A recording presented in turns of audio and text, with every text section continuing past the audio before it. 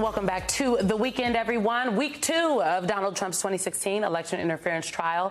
It wrapped with a bombshell. Under redirection, former National Enquirer publisher David Pecker, he admitted that he brought former Playbook model Karen McDougal's story about her alleged affair with Trump to influence the 2016 election. This is a story he says would have been Enquirer gold if it had been published. Pecker also detailed conversations he had with White House staffers after Trump took office about extending McDougal's hush money agreement.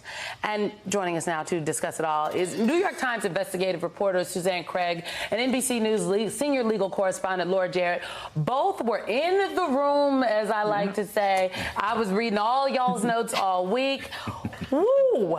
Wow. Yes, that means that my friend Laura Jarrett was slower to respond to text because she was actually in that courtroom. Only slightly. We have been watching this breathlessly, but I think there are a lot of folks who are not watching it with the same level of detail that we are. Laura, if someone was not tuned in all week, what would you tell them was the top line of what happened? The top line is that a man who has known Donald Trump for the better part of the last 20 years came in and told the jury that they deliberately sat in a room and schemed to try to influence the election and should try to hide information from voters. He said it plainly. He didn't sugarcoat it. He didn't try to hedge at all. And when pressed on cross-examination to try to back away from it, he refused. He doubled down.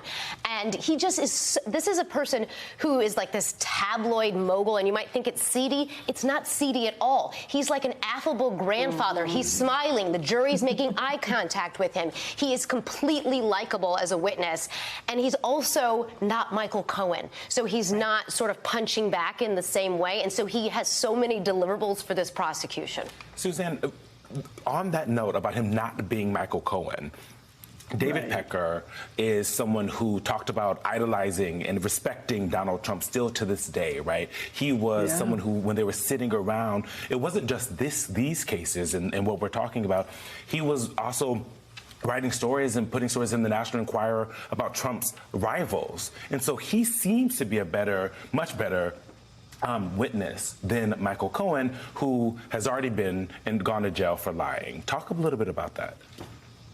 Well, I think it's important that people know that that David Pecker is a principal here. He was talking to Donald Trump, another principal. Michael Cohen, according to the prosecution, was just the lawyer that was going out and executing what Donald Trump wanted. I think Donald Trump's lawyers are going to, I think, make Michael Cohen out to kind of be a rogue actor.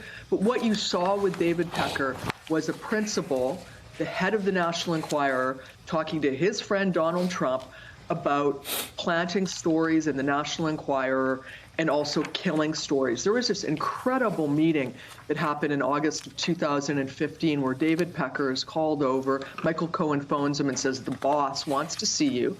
And they're in a room, Donald Trump, David Pecker, Hope Hicks was in and out, and Michael Cohen. And they talked about catching stories and killing them, particularly ones about Donald Trump and women. And then they also talked about opportunities where Donald Trump would get good press, but then other stories where Michael Cohen would come up with an idea about a rival of Donald Trump, like Ben Carson or Ted Cruz, and he would send a nugget over, and the National Enquirer would, according to David Pecker, quote unquote, embellish it and write a negative story about Donald Trump's rivals. And we saw story after story about that, like headline after headline came up in the courtroom.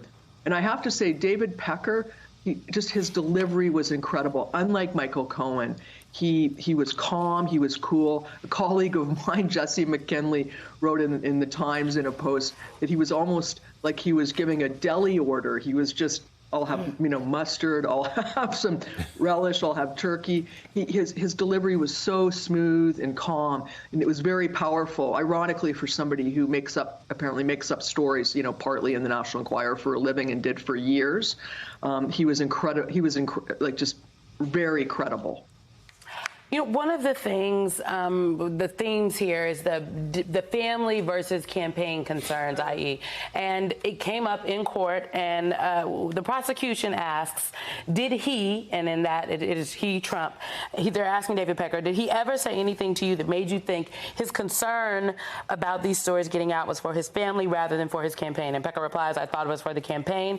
Prosecution says, what makes you say that? And David Pecker says, every time the conversations that I had with Michael Cohen with respect to both of these stories, his family was never mentioned. And the conversations that I had directly with Mr. Trump, his family wasn't mentioned. Laura, why is that an important point? That's devastating for them because the party line all along, at least from the defense side, has been this was all about just trying to save the family embarrassment. This wasn't trying to subvert democracy or do anything to the voters. This was about trying to make sure either Melania didn't find out or she wasn't embarrassed.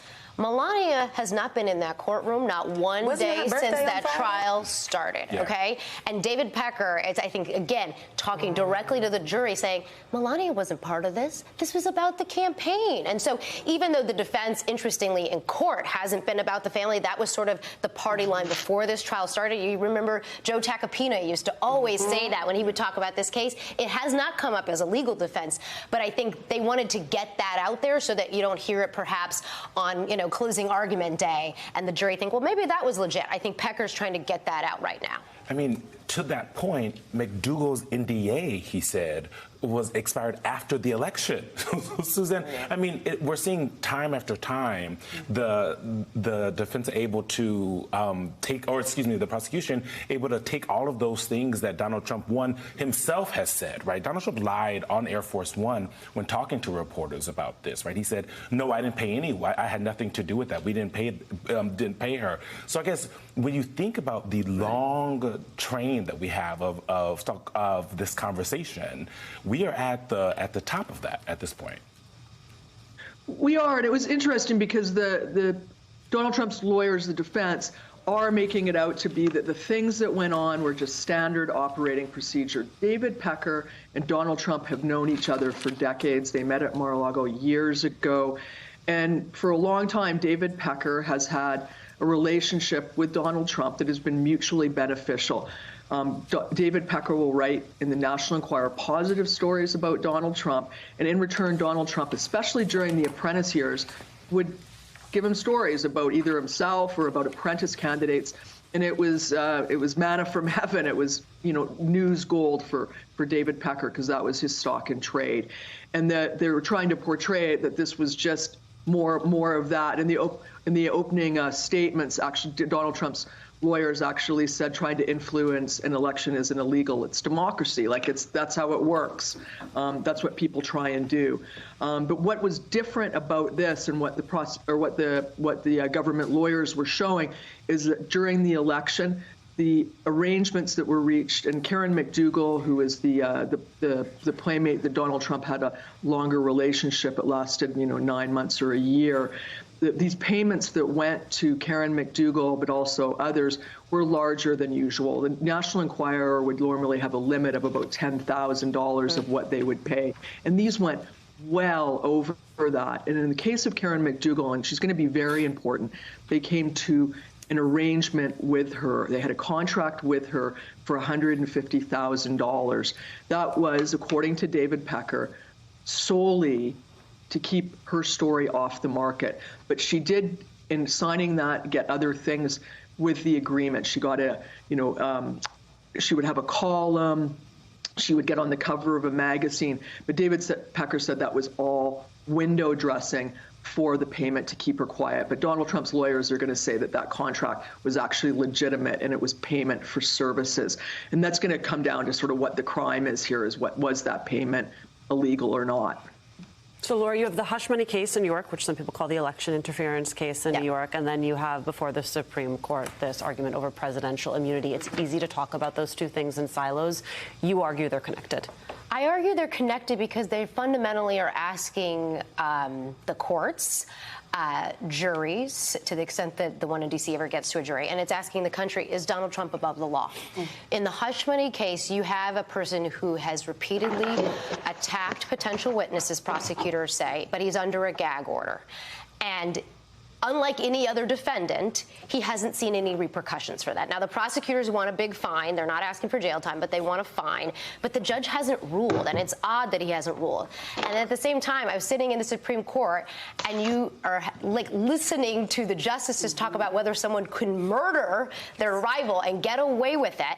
And the justices are all saying back and forth, well, no man's above the law. You would agree with me, Counselor, no man is above the law. And Mr. Trump's attorney is saying yes, but at the same time saying if he was to kill somebody, he would be immune from that. And so I just was struck by, in the same week, in two different courtrooms, in completely different cases, they are both fundamentally sort of at bottom a test of the legal system and a stress test for the country. You can almost hear Michael Steele, who's away in Bucharest right now, railing at the television. He's like, the system has failed to hold him accountable. Why has Judge Merchan not ruled on the gag order? I don't know. We do say that. Well, but I think always pushback. I think he's concerned about this going up on appeal, right? This is. I don't want to say unprecedented, but it's unprecedented to have a presumptive GOP nominee be gagged, and so I think he's trying to be careful. I'm sure he's writing a lengthy opinion because he knows Trump is going to appeal it, and so my only thought is that he's just trying to make sure he really gets it right and trying to figure out what the fine is. But we've talked about this at length. Why not just impose what prosecutors have said is the straight up fine and not do anything more serious? And then for additional violations, should they come to pass, you address that at a later date.